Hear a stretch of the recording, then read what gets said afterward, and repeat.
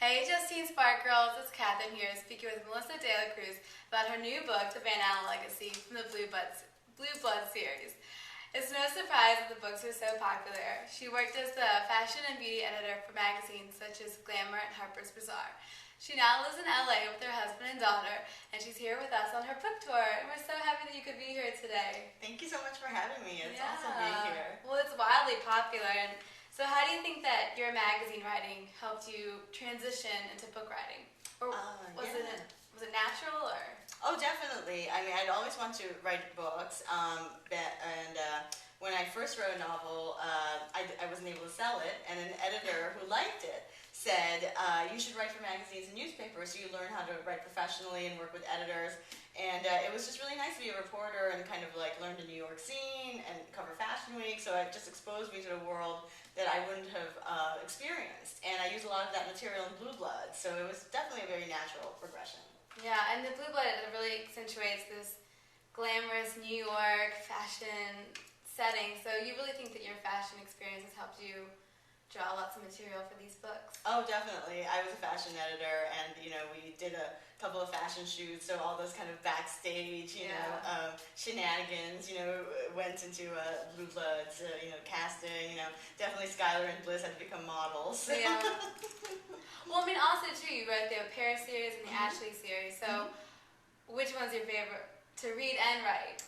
I'd have to say the Blue Bloods, because it kind of combines both of my loves, which is kind of fashion and the glamorous world of New York, but with kind of the fantasy epic vampire mythology that I really loved reading as a teen. I loved Stephen King and Anne Rice and Frank Herbert's Dune series.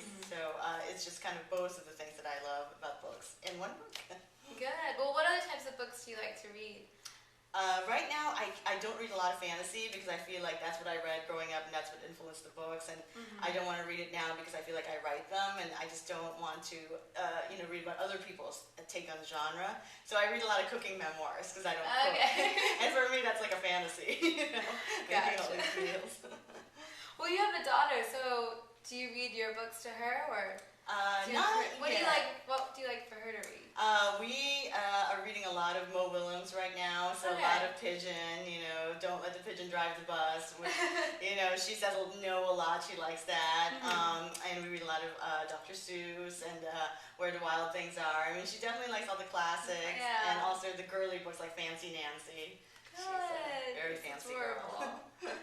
Well, what was Skylar, she's such a strong character, and she certainly is on the run right now. She's on, and the book opens up with such an exciting start. She's like this, racing through the world, and she's living this amazing lifestyle. So really, where does this character come from? What is your inspiration for her? Skylar kind of came from, she was very much a misfit at her school, and, kind of an outcast and very alienated and sarcastic. So that kind of came from my own experience in high school. But then, kind of her strength kind of comes from her own self. Everybody always asks if I want to be Skylar. I'm like, no, not really. I don't want to save the world. It's not that easy. Well, good. Well, do you think that maybe in the future it become a TV series or a movie? Hopefully, no plans yet. We've been close several times, kind of that close but no cigar kind of thing. So hopefully I'll still be alive when it happens. Well, I hope so. It's so exciting. But would you have any advice for our readers? Any future aspiring writers? Oh, definitely. I always try to tell people, teens who want to become writers, is, live as much as you can, have a lot of experience and drama and with your friends and boyfriends, and have stuff to write about. Don't worry so much about getting published as a teen, because that can come later. Really work on just writing in your journal, in your poetry, and just kind of enjoying your youth, and then you can look back on it and use it as material. Well, perfect. I think that's the best advice we've heard yet. So, well, thank you so much for being here with us. And other Justine Spark readers, be sure to check back in with us soon as we bring you more Spark chats and interview. Until then, keep reading and enjoy.